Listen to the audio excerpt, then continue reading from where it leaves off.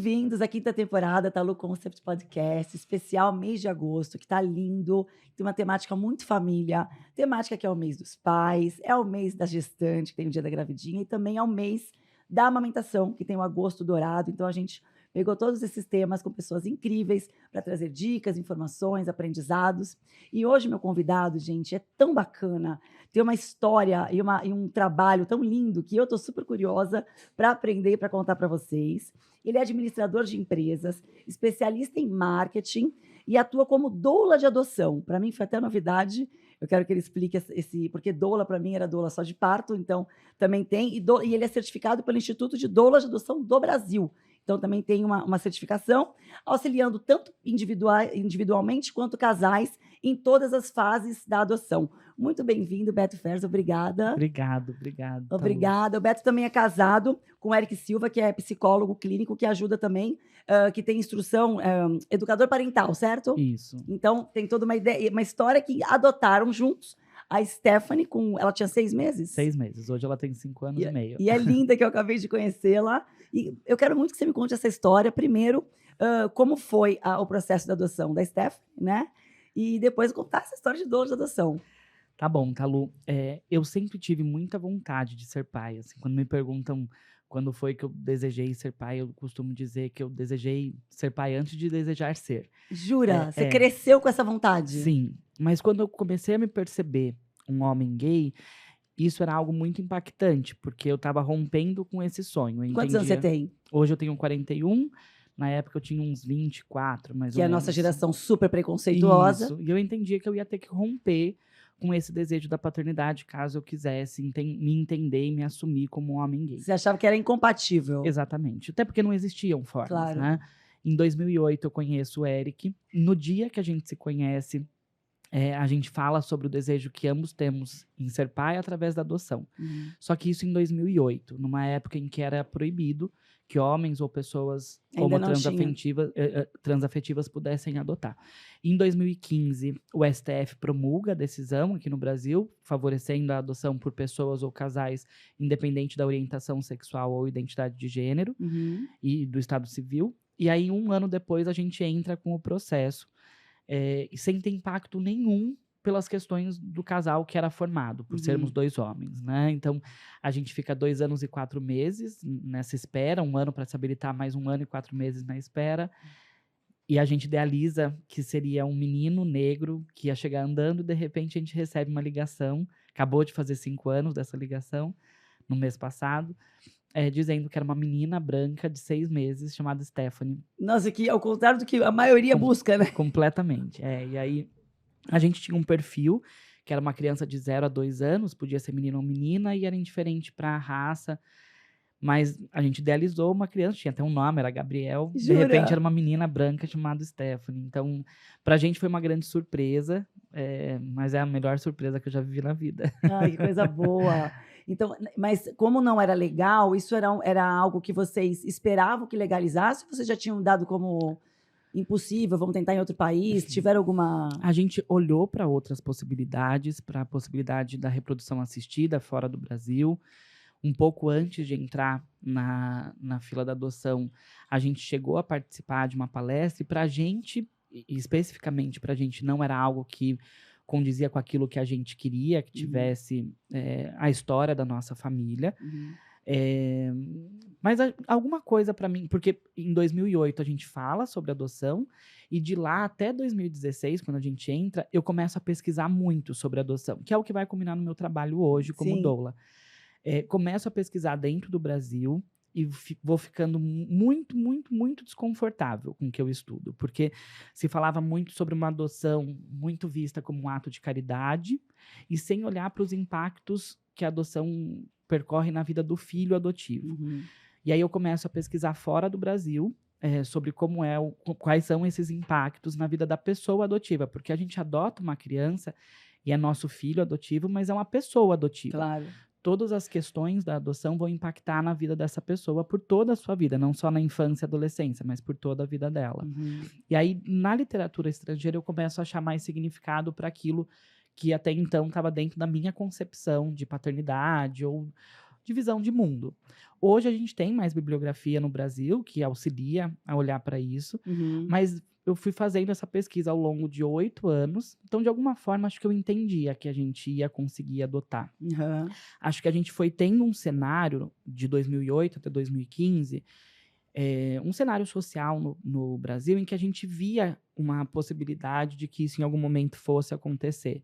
Né? Primeiro a união estável de pessoas do mesmo gênero, do mesmo sexo, depois o casamento e aí, por fim, a possibilidade da adoção. Então tinha uma luzinha lá, uma pontinha de esperança. Exatamente. Porque tanto que assim que legalizaram, você já estava ali na fila. Exatamente. Quando a gente entrou na fila, a vara onde a gente se habilitou estava realizando a primeira adoção. Olha, realmente foi assim, instantâneo, né? Começo, foi uma espera, né? E agora me conta, o que faz uma doula de adoção? Que como eu comentei no começo, para mim até foi uma terminologia diferente, mesmo eu que trabalho com enxoval de bebê, né? Sim. A origem da palavra doula vem do grego e quer dizer mulher que serve. E a gente está muito habituado a ouvir falar na doula de parto, a doula de maternidade. Que é a que eu conheço. Isso, que vai servir essas mulheres que ou vão ter filhos ou que acabaram de ter filhos. E aí, aqui no Brasil a gente fala muito pouco de outras formas de doulagem, e existem outras formas. Existe a doula de adoção e existe a doula de morte. A doula de morte é uma pessoa que vai prestar serviços àquela pessoa que está ali prestes a morrer nos cuidados paliativos. A doula de adoção é um trabalho que surgiu fora do Brasil, e aí o Instituto Doula de Adoção Brasil, que foi criado pela Maíra Aiello, que é mãe por adoção, e pela Mari Muradas, que é filha por adoção, ele vai trabalhar as questões da doulagem de adoção dentro de como funciona a adoção no Brasil. Então a gente presta uma consultoria, uma curadoria e uma assessoria para indivíduos ou casais que estejam em alguma etapa de um projeto adotivo. Então, desde quem está pensando em adotar e quer entender o que é adoção, quem já está na fila, quem está na espera, quem acabou de receber a ligação para conhecer a criança, que é o momento que eu mais gosto de atender, e quem adotou há bastante tempo, né? Então, muitos casais me chamam porque chegou a hora de conversar com a criança sobre adoção. Então, a gente vai conduzindo isso através de uma escuta muito respeitosa, que é o trabalho da doula, né? Eu respeito muito o que está na mente dessas pessoas que eu estou doulando. O que eu costumo dizer, Talu, é que é um trabalho de limpeza de fala, né? Então, a gente vem, por exemplo, uma frase que é muito famosa, dizer assim, a adoção é um lindo ato de amor. E aí, no meu trabalho de doulagem, eu vou colocar que a adoção também é um ato de amor, mas é uma série de outros atos. Para que a adoção acontecer um abandono, acontecer um rompimento de direitos de uma criança em muito pouco tempo de vida. Uma mulher provavelmente se sentiu desamparada ao ponto de entregar a criança, ou uma família foi desestruturada com a retirada daquela criança. Então, quando eu falo de limpar falas, é a gente olhar para essa adoção. Que é pesado o processo por trás, né? Eu olho muito para a adoção como um processo psicológico e um processo social. E é importantíssimo que a gente abranja essas duas visões sobre o que é a adoção na construção com essas famílias. E a doula, o papel ele é emocional e burocrático? E também de curadoria. Então, eu vou prestar um serviço ali para as questões burocráticas de como são as entrevistas, para reunir os documentos, quais são os exames que precisam ser entregues. A gente muitas vezes lê o processo legal porque existe uma terminologia que a pessoa não entende do juridiquês. Então, tudo isso a gente faz. Eu vou disponibilizar para essas pessoas livros, páginas, revistas que falem sobre aquele tema. E a gente faz, através dessa escuta, um apoio emocional para todas as questões de aflição, de ansiedade. Existe uma questão muito pouco falada em sociedade, que é o puerpério na adoção. Né? Quem adota também passa por um puerpério. Né? Hoje a gente já tem estudos que falam da alteração hormonal em pessoas que convivem com crianças que acabaram de chegar, mesmo que não tenham parido. Né? Claro, a ocitocina, por exemplo, é produzida mesmo em homens por filhos biológicos, né? Que a esposa acabou de ganhar o bebê, o homem também produz ocitocina. Também há um tempo de readequação desse corpo, desses hormônios, para que ele volte ao normal. E até então não se falava do puerpério na adoção. Então, a gente olha muito para isso, através desse apoio emocional, dessa escuta empática que a gente gente tem com quem está passando pelo processo. Não, e é um processo. Nessa temporada tá a Bárbara Evans, né, que até saiu quando estava Sim. chegando, e ela estava contando o processo dela de inseminação, da dor, de só quem passa por essa dor que tem o entendimento, né, efetivo de solidariedade, assim, de dor e Exatamente. de espera. Como funciona, por exemplo, em média, não sei se existe uma média, o tempo, porque eu imagino que da mesma maneira que a pessoa está ali no processo de fertilização, quem está no processo de espera de adoção, seja também, gere uma ansiedade do tempo, por exemplo, sei lá, de repente, vamos conhecer o bebê. Existe a possibilidade daquele bebê não ser mais, ou não, uma vez que está determinado é ele, ou da família não querer, existe isso? É muito raro ser chamado para conhecer, apesar de acontecer, ser chamado e alguma coisa interromper esse processo, isso é raro de acontecer, acontece. Pode acontecer existem etapas para adoção acontecer, né, Thalu? Então, e a gente vai chamando isso de estágios. Então, a pessoa fica na espera, ela é chamada para conhecer uma criança ou um adolescente e vai ser iniciado um estágio de aproximação, que é o período onde você fica indo visitar essa criança no abrigo ou na casa da família acolhedora, para que haja essa aproximação e ela se sinta. Todo o processo tem que ser feito voltado para o interesse da criança, porque na Constituição Federal, no ECA, está escrito que a criança deve ser tratada com prioridade absoluta. E ela é respeitada como vontade? Deveria mais vezes do que mas sim, ela é respeitada com vontade. Nem sempre, sim, infelizmente. Inclusive por muita gente que está no processo de adoção, que está com tanta ansiedade e não consegue respeitar essa criança com a prioridade absoluta que ela precisa. Então, a gente inicia esse estágio de aproximação. O meu, com a minha filha, por exemplo, levou 13 dias. Ela era uma bebê, era para levar 5, mas a gente estava no meio da Copa do Mundo de 2018, o fórum não abria, e aí ele foi estendido. Mas quando a gente fala da adoção de crianças um pouco mais velhas, de grupos de irmãos, de crianças, de adolescentes, existem aproximações que vão levar 6 meses, 7 meses. Depois dessa aproximação dada, a criança vai para a casa da nova família, é emitido um documento chamado Termo de Guarda para Fins de Adoção.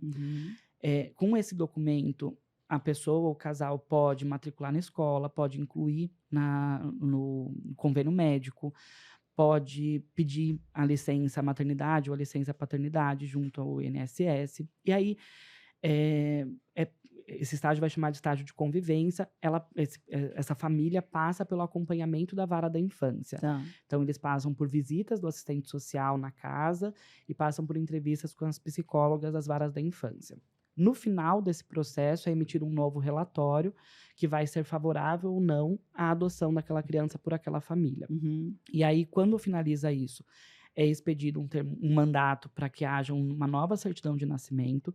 Essa certidão de nascimento, por lei, ela não tem nenhuma menção à adoção. Então, essa criança não fica caracterizada como uma criança adotiva. Se tem um novo sobrenome, agora com o nome dos pais adotivos. E aí a vida que segue. Essa criança tem todos os direitos de filho legítimo, porque a adoção é uma via legítima de parentalidade, e ela é irreversível, não tem mais como voltar atrás. E no caso, por exemplo, esse período, quanto tempo leva? Ele tem uma média desse tempo inicial? Existe, na legislação, vai existir os prazos legais, né? Então, essa aproximação deveria levar, no máximo, 120 dias. Não é o que acontece na prática. A gente precisa lembrar, Thalu, que a família e a infância não são temas de grande relevância na justiça brasileira, né? Então, a gente está aqui em São Paulo e aí existe eu, por exemplo, adotei na maior vara da infância do Brasil, né? Que é o Fórum Central, que fica na Praça da Sé. Mas quando a gente vai para esse Brasil de meu Deus, existem cidades onde não tem uma vara da infância.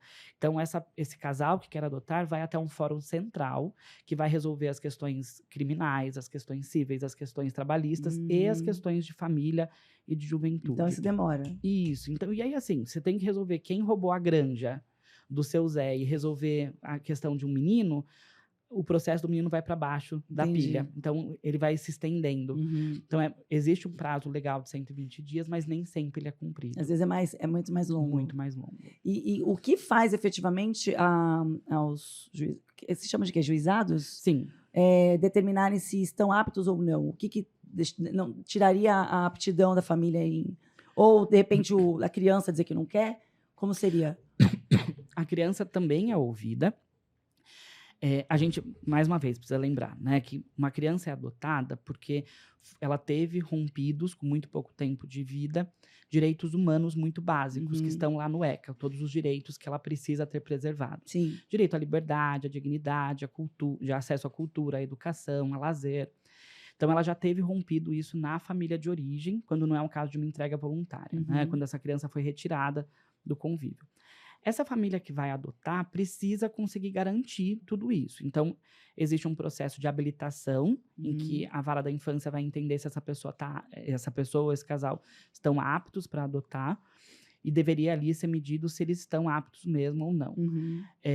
E aí depois existe um processo de acompanhamento e que tanto a vara da infância quanto quem pensa em adotar, o que mais eles querem é que dê certo essa Claro. adoção. Pode acontecer de não dar? Pode. Uhum. Né? Mas é raro? Deveria ser mais raro do que é.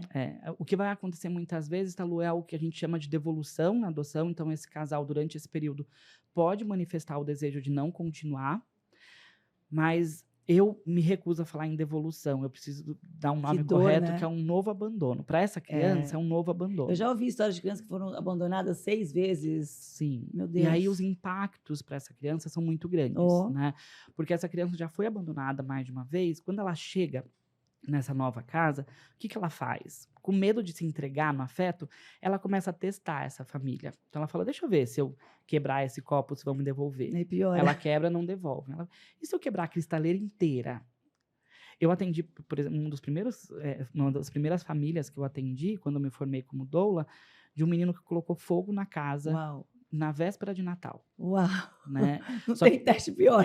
Só que quando eu falo isso, né, colocou fogo na casa na véspera de Natal, talvez a gente ouça e pense, eu também devolveria, né, ou não. Mas quando a gente olha para tudo que culminou nesse incêndio, a gente fala, opa, teve um motivo para isso. Né? Nesse exemplo, um menino recebia uma medicação, tarja preta, um remédio para a saúde mental, e esse remédio foi cortado 2 dias antes, sem fazer um desmame, né? Então, imagina como que estado de estresse que esse menino chegou, né? Porque a gente acha que é um remedinho que ele toma, porque o pai que havia adotado ouviu que era um remedinho para ele não fazer xixi na cama. Então, não tem problema tirar esse remédio. E aí, quando a gente junta todas essas peças, a gente percebe o quanto a criança é pouco vista em sociedade. Não, é sem dúvida, né? Com certeza.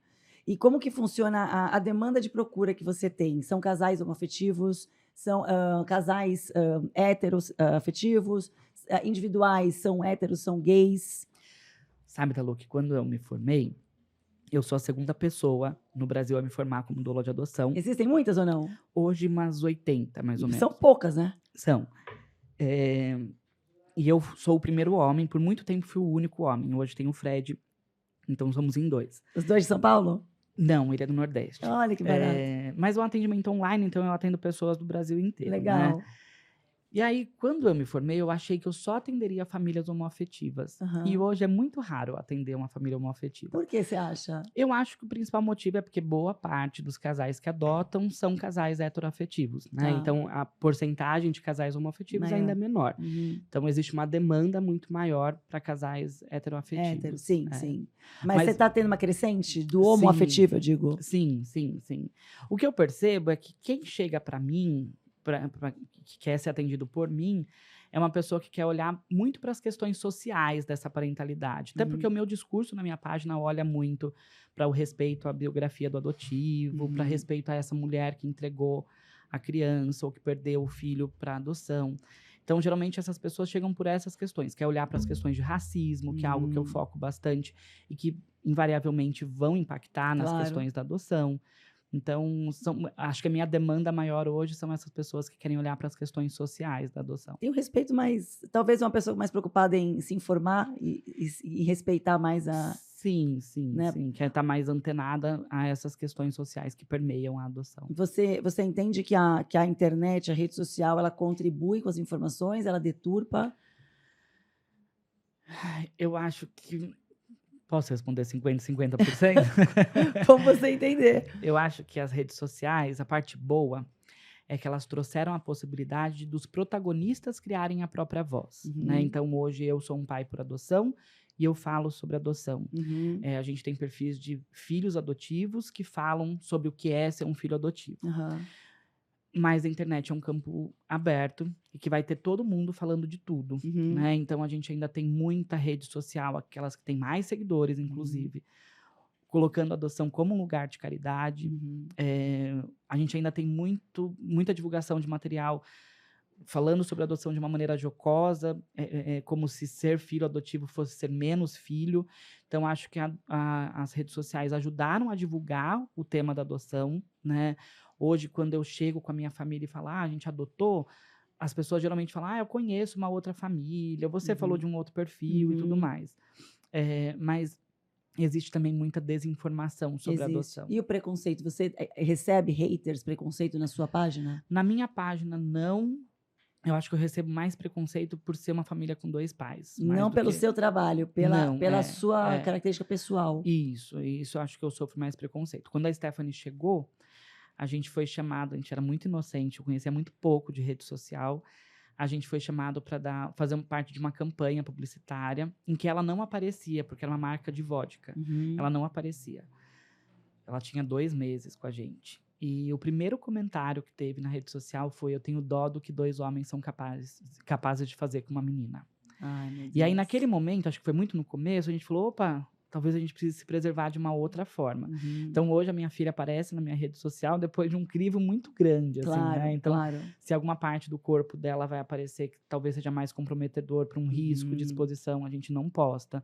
Se ela pede para não gravar, a gente não posta. Então, ela só aparece quando ela quer aparecer e com o crivo meu e do meu marido, assim. Os dois têm que aprovar o que vai Inclusive, aparecer. isso é uma temática que eu até ia te perguntar, como funciona a preocupação com relação a isso, ao casal adotivo, ou seja, uma pessoa que esteja adotando, e os abusos sexuais infantis. Que claro que não precisa ser adotivo para cometer o abuso, né? Inclusive, existem muito mais abusos do que a gente se ouve. Mas como é que funciona isso? Existe alguma maneira de entender quando a criança é menor? Não tem muito como, né? Mas existe esse crivo? Talu, a sua pergunta ela vai ser importantíssima numa outra questão. De por que os casais homotransafetivos ou pessoas homotransafetivas são importantes para o Sistema Nacional de Adoção. A gente vai ter casos de crianças, de pré-adolescentes, de adolescentes, que já passaram por essas histórias de abuso nas suas famílias de origem. Então, se essa criança foi abusada pelo pai ou pelo padrasto, por exemplo, para ela ir para uma família onde não se repita a figura do pai, é muito mais vantajoso no interesse dela. Então, ela é ouvida, ela tem lá 9 anos. Ela chama Mariana. Mariana, como você quer que seja a sua família? Eu quero ter só uma mãe, eu quero ter 2 mães, eu não quero ter um pai.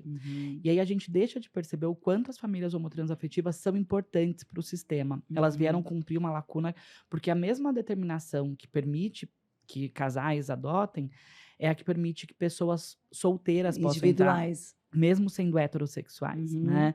É a mesma decisão da STF.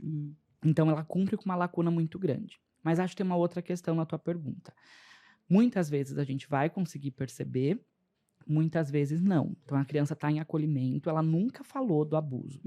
Vamos tentar tirar uma fotografia, né? Essa criança viveu até os 7 anos na casa da família de origem, houve uma denúncia para o Conselho Tutelar, a polícia invadiu essa casa, retirou essa criança, ela foi para um serviço de acolhimento. Todo mundo que participou dessa retirada vai ali colocar um relato, a polícia, o Conselho Tutelar, mas não se sabe ao certo o que aconteceu.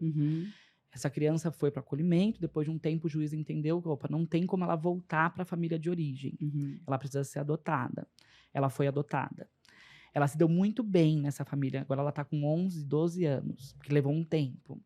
Depois de 2 anos adotada, ela está ali tomando banho com a nova mãe, com o novo pai, e ela relata: lá na minha antiga casa eu passei por uma situação de abuso. Esse casal tinha colocado lá no perfil que não aceitava adotar crianças que foram abusadas sexualmente. Mas aí, de repente, 2 anos depois de convivência, se coloca um caso de abuso ali na frente deles, né? Então, o que eu sempre digo é que quem decide adotar tem que estar pronto para qualquer história que essa criança possa ter. Claro. O perfil para adotar permite que a gente coloque lá um monte de X, né? Para Uhum. doenças, para a origem dessa criança, Pode para a fazer uma etnia. escolha, né? Mas não existe um termo de garantia. Claro. Assim como não tem na maternidade biológica, Nem né? um pouco. A criança não sai do ventre com um terminho de garantia junto e Nem fala, um se pouco. precisar trocar, troca. Tem até 1 ano. Ninguém Na sabe adoção, que síndrome vem, Exatamente. ninguém sabe nada. Exatamente. Existe uma parte dentro da adoção que está sob o nosso controle, Uhum. né? Então, muita gente fala, eu não queria colocar lá que não aceito adotar uma criança com síndrome de Down, por exemplo. Bicho, tá lá, coloca que você não aceita. A gente, quando adota, já abre mão de uma série de coisas e preencher a ficha é uma das vantagens de se adotar. Mas existe uma série de outras coisas que a gente não tem como saber. Você adotou uma criança com 2 anos, aos 6 anos ela foi diagnosticada com autismo, por exemplo.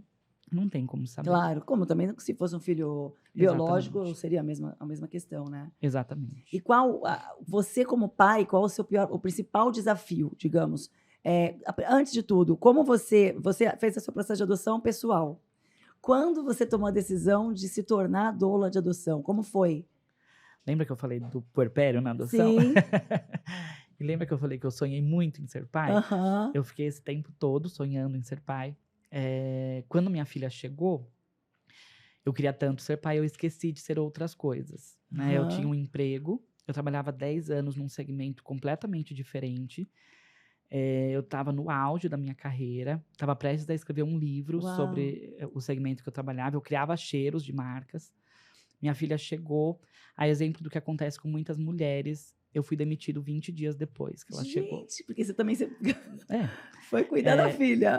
Sim, o Eric tirou a licença similar à maternidade, nós ficamos juntos em casa, e eu desenvolvi o que até então eu chamei de depressão. Eu não conseguia mais viver. Mas você ficou deprimido por conta da demissão? Não, acho que pela ansiedade, pela questão... Eu tinha algumas questões de conexão com a Stephanie, que ela estava no berço, no quarto. A gente estava na sala e eu falava pro Eric, ela vai chorar. E ele falava, como assim? Você podia contar nos dedos, 1, 2, 3, 4, 5, chorar. Nossa, você estava com uma conexão, uma ligação. Era uma conexão muito grande, né? E aí, a Stephanie não se machucava quando estava perto de mim. Toda vez que ela se machucava, ela estava perto do Eric. E aí, uma vez, minha terapeuta disse, Beto, é engraçado que sua filha nunca se machuca quando está perto de você, né? Não. Engraçado que ela nem precisa chorar, você já está lá, né? Pois mas ela é uma criança. Ela precisa se machucar, ela precisa chorar, ela precisa se frustrar. E aí eu começo a procurar ajuda. E aí, com a ajuda da minha terapeuta, eu descubro que existem as doulas de adoção, que estava começando no Brasil, né? Estava tendo a primeira turma de formação. Quer dizer, então tem quantos anos isso? 6? 5. 5 anos. E aí eu faço a segunda turma de formação. É uma formação muito criteriosa. Então, você faz a formação, depois você passa por um estágio, entrega um TCC, né? Um trabalho de conclusão de curso. Eu faço. E aí eu começo a atuar, crio uma página. Antes disso, eu criei a página. Quando eu criei a página, eu percebi que tinha muita gente querendo falar sobre adoção. E aí eu vou trilhando um caminho de começar a defender a adoção legal, segura, transparente para sempre. Interessante, foi muito rápido, né? Essa transição, na verdade. Ela está acontecendo ainda. Não, e foi uma bênção você ter sido mandado embora, no caso. Sim. Hoje eu acho Não isso. Quando eu arrumei um outro emprego, foi em novembro, eu fui demitido em agosto. Mas você ficou chateado, né, com a demissão ou você se sentiu aliviado? Eu fiquei bem chateado. Fiquei preocupado, né? Claro, Tinha uma criança agora e sem emprego. E aí eu entrei em novembro e a empresa que eu trabalho, ela entrega uma lembrancinha de Natal para todos os filhos. E aí na primeira semana minha filha ganhou. E aí quando eu olhei, ela tem até hoje, é uma girafinha de pelúcia que você puxa o rabinho dela e toca aquela musiquinha de caixinha de música. Quando eu olhei para aquilo, eu lembro que eu comecei a chorar pensando, finalmente, uma empresa que vai respeitar a minha paternidade, a filiação da minha filha. O que minha filha precisava naquele momento, como eu também precisava, era de empresas, de um grupo, de uma rede que empatia, um carinho. Família. Claro. Que é uma coisa que é bem deficiente hoje na sociedade. Mas ainda é. A gente vem, você também 40 a mais, eu também sou. Então, eu falo muito sobre isso. A nossa geração ainda é muito preconceituosa. Sim. Muito, muito, muito. As gerações depois da nossa já está menos. Agora, as gerações já são outras, são outros tempos. Mas eu entendo quando você diz que quando você se entendeu gay, você falou, não, eu sou gay, eu sou pai. Exatamente. né? Então, Porque imagina, não existia essa possibilidade. não existia. E ainda hoje ainda existe muito preconceito. Por exemplo, o casal, os pais que eu te contei, quando eles fizeram o chá revelação, eles tiveram o Tonani e o Hélio, eles fizeram barriga solidária. Mas eles falaram que quando fizeram o chá revelação, eles foram massacrados por outros homossexuais. Falaram, como assim? Deixa ele ser o que quiser. Sim, Não eu tem lembro gênero. disso. Ele falou, gente, mas como assim? O gênero é esse. Se ele for gay, se ele não for, é uma decisão dele depois. Mas a gente vai pôr o gênero que ele é. Né? Então eles falaram, cara, foi uma loucura. E o Hélio, principalmente, ele é 40 a mais. Né? Então Sim. é uma loucura, porque a nossa cabeça, por mais que a gente tente se livrar de preconceitos que não são nossos, são sociais, são dos pais, são o que seja, a gente é uma luta até interna, né? Sim, acho que uma junção, né, Talu, da minha crença Sim, e do meu respeito à crença do outro, sim. né? Quando você conta esse exemplo, eu acompanhei. Aham, Eu entendo perfeitamente o comentário das pessoas, né? aham. De num casal gay partir a decisão De ver de qual sexo. colocar o azul ou o rosa, Aham. né? Mas aí eu acho uma coisa perigosa nisso, que eu percebo uma cobrança para mim e para o Eric quanto à criação da minha filha. Uhum.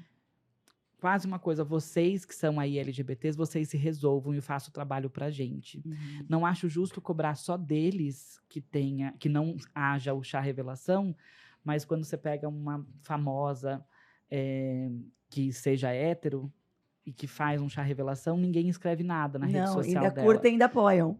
Ou a gente fala sobre isso com todo mundo, Uhum. ou a gente não fala pra ninguém. Uhum. Né? Quando aconteceu esse caso, eu fiquei.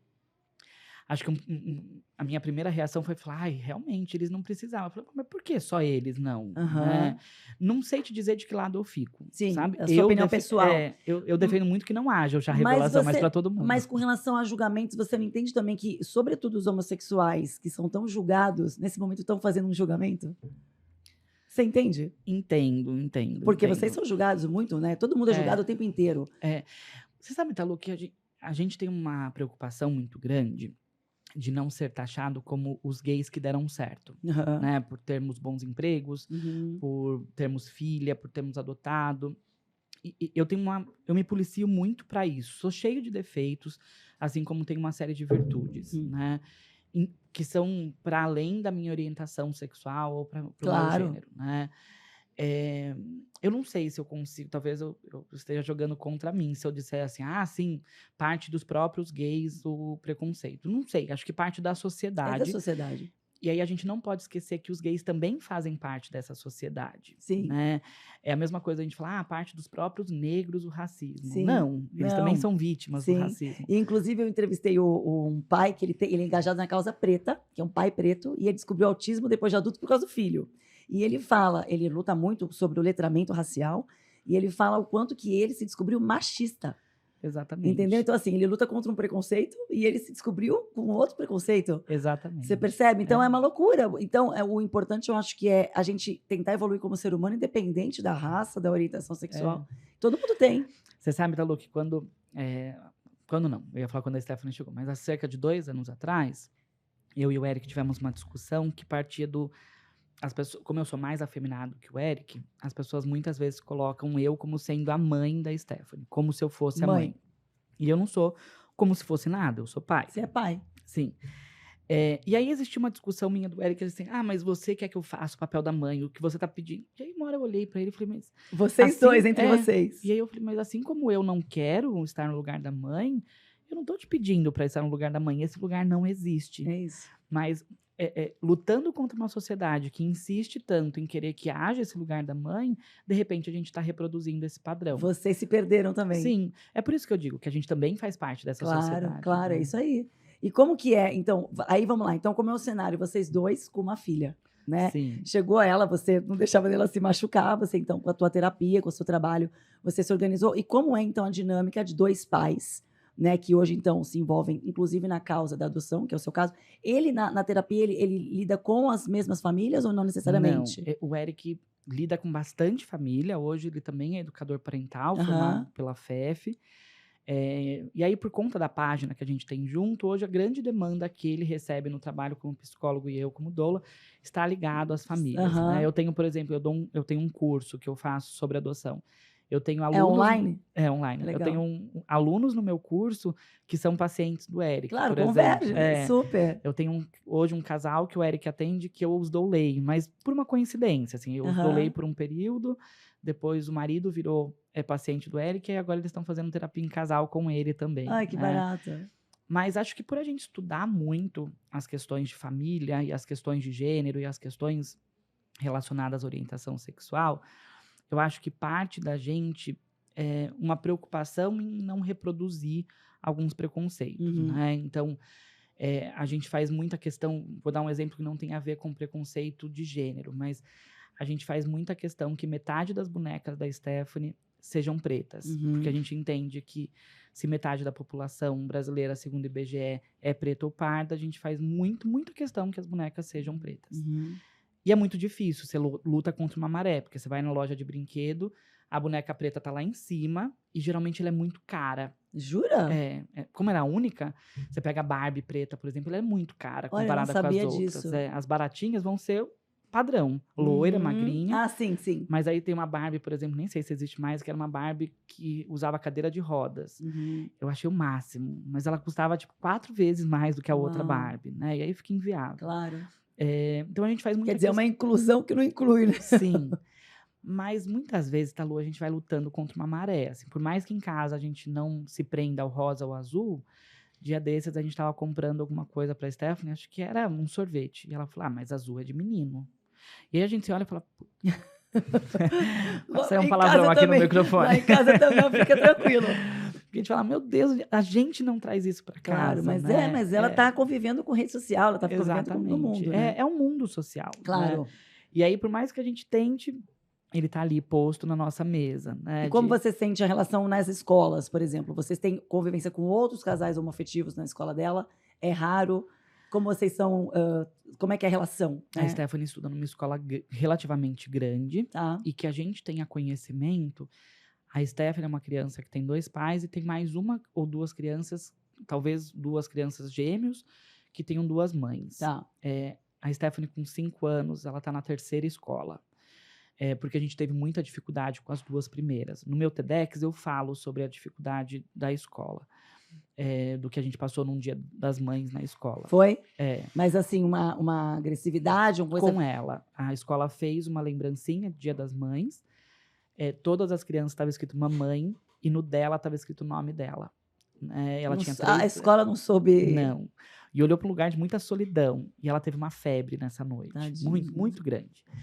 Hoje, eu digo... Outro dia eu fui até a escola da Stephanie discutir para uma outra questão. E eu falei 2 frases. A primeira é que talvez, Talu, a minha filha represente 1% de todas as crianças da comunidade escolar que tenha 2 pais. Mas a minha filha é o meu 100%. Sem dúvida. E aí eu falo para a escola, a minha filha vai ser tratada por mim e eu vou brigar por ela porque ela é o meu 100%. Claro. Outra coisa que eu faço hoje eu não mudo mais a Stephanie de escola. Hoje é a escola que vai mudar para que minha filha caiba nela. Né? E você tem, digamos, paciência, né? Porque eu até fiz essa pergunta também para o Humberto, que é o pai preto, que ele me deu uma aula de várias informações que eu, como loira, por mais que eu queira, eu não sei legitimamente, né? Então, para eu legitimizar, para eu saber, eu tenho que perguntar para quem legitimiza. E, por exemplo, você, que é o pai da Stephanie, você tem paciência, você se irrita, você acha que tipo, isso aí já está cansado de saber, ou você está pronto para assim, não, peraí, deixa então eu educar essa escola, porque não sabe sobre. Eu acho que são 2 coisas distintas aí, né, Talu? Paciência eu tenho, mas não é meu papel educar a escola. Sim. Né? A minha paciência, ela vai até o lugar de eu dizer, aqui é uma escola, um lugar de formação educacional e social para uma criança, e deve partir da escola o respeito a pessoas como eu, a famílias como a minha. Claro. Né? Hoje, por exemplo, na escola da Stephanie, acho que a gente conseguiu formar uma rede com os pais e mães dos amiguinhos dela, que é o que me deixa muito feliz. Mas é o que faz parte. Não adianta a escola ter um discurso e os pais ali irem contra. A gente acabou de vir de um almoço agora com um casal de amigos em que a gente falava isso. Hoje, se eu for buscar uma nova escola para a Stephanie, a primeira coisa que eu faço é pedir para entrar no grupo de pais da escola, antes de me matricular. E aí uma das mães disse, mas Deus me livre, é péssimo o grupo de pais. Eu fujo de todos. Então, o grupo de pais da escola da minha filha é mega potente. Acolhedor. Quando ela entrou na escola, em janeiro, em maio, mães, não foram nem pais, do grupo de WhatsApp, foram na escola sem que a gente soubesse pedir para que não houvesse a festa do Dia das Mães. Ninguém falou com a gente. Nossa. E aí a escola nos chamou para falar, olha, as mães estão vindo pedir que não haja. O que eu acho é que a escola precisa ser vista como um espaço social, um espaço comunitário. Mesmo escolas particulares, Uhum. essas escolas cheias de grades e de portas e de seguranças. A gente forma a sociedade. Sem Eu tenho dúvida. muito medo, Talu, que a escola da minha filha aliene para o que é o mundo. Uhum. Né? Acho que esse é um grande mal que a gente tem hoje, principalmente nessas escolas mais elitizadas. A gente tem a escola cheia de muros, e aí você finge que o mundo é de um jeito, a criança entra num carro totalmente filmado, ela vai para casa dela, num condomínio também cheio de muros. Vivem no mundo de Bob, né? E aí vai chegar um momento que esse mundo vai precisar ser apresentado para ela, Uhum. né? É por isso que eu não me importo que a escola da Stephanie seja uma escola só ou majoritariamente formada por famílias homoafetivas. Não, o mundo não é formado por famílias como a Sim. minha, né? Sim, Nós somos a minoria e tá tudo bem, sim. desde que a gente seja respeitado Claro. como parte, A não só busca como é essa, minoria. exatamente. A busca é essa, como uma relação normal, é a minha decisão, Exatamente. cada um no seu quadrado, né? Exatamente. E como você vê com a sua rede social, né? As buscas por adoção, porque hoje também, por exemplo, como eu contei do Hélio e do Tonani, eles fizeram a barriga solidária. Em algum momento passou essa possibilidade na cabeça de vocês? Não. Passou bem no comecinho, antes de entrar com o processo de adoção. Tá. Lembra que eu falei que no dia que a gente se conheceu, a gente falou sobre adotar. Como não existia a lei, eu comecei a ficar muito, muito, muito ansioso. Uhum. E aí tinha uma organização aqui no Brasil fazendo um movimento para isso. E aí eu falo pro Eric, vamos. E aí a gente ia numa palestra. E aí o Eric, um dia antes, fala, Beto, mas a gente sempre não falou que ia ser por adoção? E aí, pelo amor de Deus, Talu, é o meu pensamento, não é o de todo Óbvio. mundo. Mas quando a gente teve essa conversa, foi numa sexta-feira à noite, nos dava uma sensação, porque era muito caro na época, A né? barriga A solidária. barriga solidária. Era algo... O que teoricamente deveria ser gratuito. Isso, mas era algo assim, não vou saber falar em números, mas é como se fosse hoje $500 mil de Mas reais. era aqui no Brasil ou Não, era... Então era barriga de aluguel, né? Isso, porque no Brasil não era Sim, permitido. sim. Não é permitido. Não, e ainda, de fato dependendo- lá fora Isso. Eu não lembro se era... Não lembro. No Nepal. Na que a gente foi- Ucrânia, tem no na Nepal. Ucrânia, tem no Israel. E aí a gente olhou e dava uma sensação de que a gente estava comprando essa paternidade, Uhum. né? A gente também não gosta de olhar para a ideia da adoção como sendo uma forma de ajudar. E a gente Sim, não ajudou ninguém. tá Pelo claro. contrário, a Stephanie ajudou a Claro. gente a ser quem somos. Mas nos dava uma sensação de que a gente estava comprando essa paternidade. Aham. Porque eu fiquei numa euforia muito grande. Eu fui até minha chefe na época. Eu falei, eu preciso ganhar 4 vezes mais do que eu ganho hoje. Como que a gente pode fazer isso? E tava virando uma coisa completamente burocrática, completamente monetária, Entendi. né? Por isso que não foi viável, foi algo que a gente descartou logo de começo. Uhum. Acho interessante. Acho que a gente, ao discutir a reprodução assistida, precisaria discutir outras questões Uhum. sociais, Uhum. né? Principalmente se a gente pensar na possibilidade de trazer a reprodução assistida no Brasil, de como fica a questão vulnerável da mulher, Uhum. né? Porque, mesmo não sendo permitido, a gente já tem uma comercialização de corpos acontecendo no Brasil. Já soube. As adoções ilegais é o que faz essa comercialização de corpos, né? Então, você pega, mais uma vez, vou usar o termo, nesse Brasil de meu Deus, mulheres grávidas entregando seus filhos por troca de uma cesta básica, né? Por troca Infelizmente. de um salário mínimo. Então, isso já acontece. Se a gente legaliza e não olha para as questões sociais, o risco da gente cometer uma atrocidade Uhum. com esses corpos femininos que já são tão inviabilizados é muito grande. Sim, com certeza. E como é você como pai? Como você se vê como pai, assim? Como você sempre quis ser pai, como você é hoje, depois de ter parado de deixar ela não se machucar? Talu, quando minha filha chegou, eu tinha um hábito, eu vou contar para poder te responder isso. Ah. Eu era tão ficcionado em como eu seria o melhor pai do mundo, que ela chegou com 6 meses, na semana que ela ia começar a fazer a introdução alimentar. Uhum. Nós a levamos na pediatra, a pediatra passou uma dieta, né, uma forma de dar alimentação, tinha umas regras. E aí eu fazia assim, eu pegava uma balança, eu pegava o prato vazio, tarava a balança, pesava a comida, a Stephanie comia, eu pesava novamente, eu anotava numa planilha que ficava na porta da minha geladeira quantos gramas ela tinha comido. Eu ia na pediatra com essa planilha e falava, ó, no primeiro dia ela comeu 122 gramas, no segundo dia 134, no terceiro dia... Doido, né? Quando a Stephanie estava com 1 ano e meio, a pediatra falou, Beto, posso dar uma dica? Guarda essa balança, ela não precisa mais. Você Resumindo, continuou por um continuei ano? por 1 ano. Meu Deus. Resumindo, outro dia eu tava com a Stephanie, a gente tava viajando, caiu um negócio dela no chão e eu falei, pega rápido e come, porque eu não vou ter como comprar outro. E aí o Eric falou, Beto, mas tá sujo. Eu falei, mas tem a regra dos 3 segundos, deixa eu comer. Porque não tinha como comprar outro na hora, assim. Não lembro nem porquê, acho que a gente comprou alguma coisa e já tinha ido embora. Eu falei, Stephanie, pega logo e come. E aí o Eric brinca, você mudou, né? Mudei. Eu acho que hoje eu não luto mais pra ser o melhor pai do mundo. Sim. Agora a Stephanie verbaliza, papai, você é o melhor pai do mundo. Que E eu fofo. olho pra ela e falo, filho, eu nem quero ser o melhor pai do mundo. Difícil essa missão, né? O que eu quero é ser o melhor pai pra minha filha. E junto como com é meu pra marido. você dizer nãos pra ela? É meu maior desafio. Meu maior imagino. desafio. Porque acho que atravessa uma série de questões, né? Eu sempre digo que ser pai é uma forma muito cruel de revisitar a filiação. Uhum. Né? Quando você tem um filho, você se revisita como filho. Claro, a gente se reeduca muitas vezes. E aí muitas vezes eu percebo que eu quero curar pela Stephanie algumas feridas da minha infância. Claro. E aí eu olho e falo, opa, não. Muitas vezes a dificuldade para dizer o não para ela é uma dificuldade de encarar um não que eu ouvi há 35, 38 anos atrás. Aham, Então acho que eu tenho olhado muito para esse caminho aham. de que eu preciso separar quem fui eu enquanto criança e quem é a criança que eu cuido, Sim, né? sim. Mas a minha maior dificuldade hoje Eu enquanto pai são os imagino. nãos. Eu imagino. E não só pela sua característica, como também a compaixão da história dela, né? Do abandono, de toda uma história. Eu me esforço muito, sendo muito honesto, tirando o crachá de doula, agora como pai, Como pai. eu me esforço muito para não ter dó da história da minha filha. Claro. Né? Porque eu acho que todo o sofrimento que possa haver na história dela, ela precisa poder sofrer. Claro. Né? Meu medo hoje é que, ao tentar tamponar todos esses sofrimentos, eu não permita que ela sofra. Sim. Né? Assim como talvez não tenham permitido que lá na minha infância eu sofresse coisas que eu precisava ter Sim. sofrido, e hoje eu seria um adulto muito melhor. Não, eu acho que não é nem questão de dor, é mesmo uma compaixão, né? O entendimento ali. E é isso, É, todo mundo é. tem sua dor. E a dor da maternidade, da paternidade, independente da forma, eu acho que é a mesma. Porque o nosso desespero é não poder sentir por eles. É exatamente Essa isso. dor, eu acho que a gente se entende, porque... É exatamente isso. É, De e ela aí- sentir dor, e por é exemplo, isso. eu querer sentir a mesma A dor coisa. que deles a gente não vai conseguir. A gente vai sentir nossa dor por eles. Exatamente. Mas a deles é deles, né? É. E essas frustrações são importantes, né? Pra que cresça. É o maior desafio, né? Onde compra É o desafio, cursinho? É desafio, é desafiador. Mas os filhos são desafiadores, né? E você tem intenção de ter outros filhos? Temos intenção de ter outro. Aquelas coisas que a gente deixa no segredo aí, mas Sim. já está encaminhado. Ai, que coisa boa.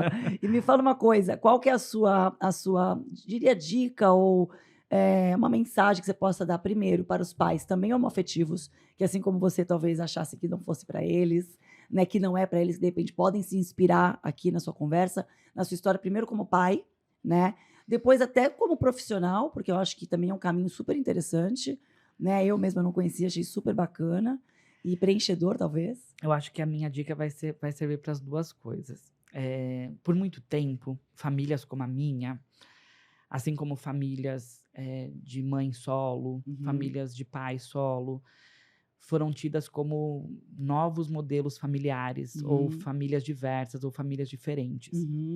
Eu acho que em pleno 2023, Talu, a gente já passou Sim. dessa ótica de olhar os novos modelos familiares, né?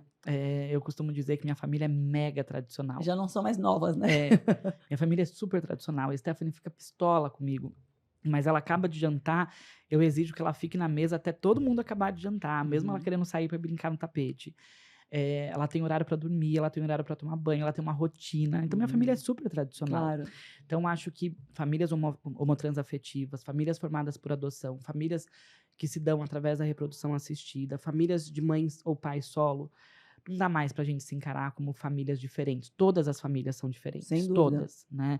Se eu trouxesse aqui uma família que tivesse mãe, pai, e um filho menino, uma filha menina, te trouxesse 3 famílias iguais, mesmo assim elas seriam famílias Sem a diferentes. menor dúvida. Então, acho que é demandante que a gente se olhe pela individualidade e pela possibilidade da diferença das nossas famílias. Sem dúvida. E eu entendo, eu sempre falei isso, eu entendo que nós, mães e pais, seja quem for, seja de quem for, eu acho que a missão muito da maternidade e da paternidade é evoluirmos primeiro como seres humanos E como que a gente pode evoluir se a gente não tiver um amor real, de entender que, assim, a dor do filho dele, a dor que ele sente pelo filho é igualzinha à minha.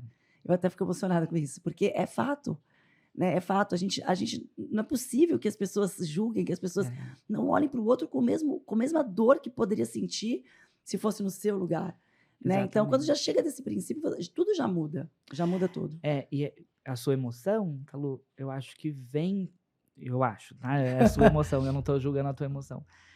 Ela vem para traduzir o que é o mais difícil da gente falar em famílias como a minha, de enxergar a minha família como legítima. Claro. Acho que é bonito quando você diz que a dor ou o sentimento que eu tenho pela minha filha é o mesmo que você tem pelos seus filhos. Mas né? é o mesmo. É independente da história. É o mesmo, assim, a maternidade e a paternidade, eu acho que é o que nos aproxima em alguma coisa que a gente vê que a gente não controla nada e que a dor não pode ser maior a sua do que a minha. A dor maior, o mesmo amor que é o maior de todos, a mesma dor que é a maior de todos. Então, assim, é o desespero de toda mãe, de todo pai, seja quem for, como for, onde for. Exatamente. Então, quando a gente entende essa vulnerabilidade, essa dor e esse amor, é o começo de tudo. E é o fim de tudo. É o começo e o fim. É o começo e o fim. Então, por que é tão difícil de conseguir enxergar esse básico? Esse preceito é básico. Né? Mas é tão difícil. Mas eu enxergo também que a rede social, por mais que tenha impacte muito, ajuda muito as novas gerações chegam completamente diferentes. Né? Sim, porque é por isso que eu tô na rede social, inclusive, né? Imagino. Para que hoje meninos gays, adolescentes gays, possam olhar e não ter o mesmo desespero que eu tive quando eu tinha 14 anos, de achar que se eu realmente não gostar de meninas, eu não vou poder ser pai. Que loucura, né? Quer dizer, você lida com duas temáticas muito fortes, né? E muitos devem lidar com isso. Exatamente. E aí, acho que é isso. A rede social vai ser muito boa nesse sentido, de mostrar que a minha história, a sua história, a história do outro são possíveis. Né? Claro, e compartilhar é lindo, né? Porque é um ato de generosidade também, né? Exatamente. Porque virou seu trabalho, mas você, por mais que milhões de pessoas não te contratem, estão ali, de repente, sentindo um amparo, sentindo um entusiasmo, uma possibilidade. Né? Você sabe, Talu, que hoje na minha página eu me esforço para escrever para quem não pensa em adotar. Que interessante. Hoje a maior parte dos meus seguidores são pessoas que estão pensando ou que já adotaram, mas eu escrevo para quem não pensa em adotar, para que as pessoas entendam o que é adoção. Né? Que bacana, não? Porque de fato você reeduca a linguagem da adoção mesmo para quem não é. Até porque vão conviver com pessoas adotivas, né? Exatamente. Não, muito linda a história. Vou colocar todos os arrobas aqui, quem tiver intenção de adotar. Brasil inteiro, né, Beto? Eu atendo hoje pessoas até que moram fora do Brasil, mas que queiram entender as questões da adoção. Eu não trabalho com adoção internacional, mas quando a pessoa quer trabalhar as questões afetivas da adoção, aí eu consigo atendê-las. Mas existe a adoção de estrangeiros que queiram adotar brasileiros? Existe, mas numa série de regras diferentes. É feito através de uma agência, não é pela vara da infância, é um processo bem distinto. E aí eu não tenho conhecimento sobre isso, então eu não atendo esses casos. Assim como não atendo pessoas que queiram adotar na África, por exemplo, né? Que é um processo de adoção. Você está tudo no Brasil. Eu atendo, por exemplo, um casal que adotou uma criança na África, mas a gente olha só para a questão comportamental. Entendi. Eu não olho para as questões burocráticas. Então você tem também essa possibilidade na questão emocional, comportamental? Ou todo o macro contexto? Sim, isso tudo vai junto, né? Durante os encontros, são 8 encontros que a gente faz num ciclo, tudo isso vai junto. Muito legal, muito legal. Amei a sua história, amei esse trabalho. Amei participar. Com certeza. Eu espero que atinja muitas pessoas que não fazem ideia. Eu mesma nunca tinha ouvido falar, achei incrível. Né, quando a Andressa me contou. Aliás, estamos aqui na redação da Pais e Filhos. Quem me falou da sua história foi a Andressa, da Pais e Filhos, que é nossa apoiadora. E é maravilhoso poder compartilhar isso, e eu que tenho essa voz para tantas, né, grávidas, tentantes, e cada vez mais também homoafetivos estão aparecendo, porque ficavam muito mais reclusos, né? Hoje em dia tem mais... Porque não podiam aparecer, né? Tinham vergonha, né? De crítica, de julgamentos que ainda existem, infelizmente. Mas estamos aqui, todo mundo cheio de amor para dar. Que bom. Né? E muito obrigada. Você quer dar alguma mensagem final para as pessoas? Não, queria convidar as pessoas a assistirem o nosso TEDx, meu e do meu marido. Acha nas redes sociais. Tá na sua página, não tá? Tá no YouTube, né? Na plataforma do TEDx. O título é Cadê a Mãe dessa Criança? Eu vou colocar o link, Tá depois a bom. gente pega direitinho. Tá bom. E aí eu vou convidar todo mundo a assistir aí um pouquinho da nossa história. Que legal, que legal. Tem uma surpresinha no final do Maravilhoso, TEDx. maravilhoso. O Humberto participou do TEDx também, meu pai preto. Vocês precisam se conversar, porque é tanta causa que vocês conseguem se crescer. Sim. Maravilhoso, muito bom. Muito obrigada. Eu quem agradeço. Eu amei. Eu quem agradeço. Muito obrigada também à Bepantol Baby, que é minha parceira, que está apoiando essa temporada tão maravilhosa, com temáticas tão lindas. Obrigada, Bepantol Baby, pomadas e lencinhos de assaduras que protegem tão bem o nosso bebê, sem Bepantol, sem parabeno. Eu amo, inclusive eu compro aqui no Brasil, levo para o Brasil. E para os Estados Unidos, compro, tá? E há também a Criogênesis, que é uma das principais e primeiras clínicas de coleta de célula-tronco, que se você está gravidinha, pretende ter um bebê, vai procurar informações sobre coleta de células-tronco, o que pode prevenir, o que pode tratar no futuro. E, inclusive, não sei se você sabe, mas coleta de células-tronco pode se fazer no primeiro dentinho. A Andressa me falou sobre isso, a gente está conversando. É legal se fazer, a Adri daqui da Pais e Filhos fez, é muito legal. É importante entender o que eu falo, ter conhecimento sobre os temas, né? A Criogênesis é a nossa parceira, também apoiadora dessa temporada. E esse episódio foi lindo, sobre paternidade, sobre, né, primeiro você como pai, e você podendo ajudar outros pais e outras famílias nesse caminho lindo da adoção. Eu Obrigada. que agradeço, Talu, pelo respeito e pela amorosidade com que você me recebeu. Imagina, obrigada e feliz Dia dos Pais! Obrigado.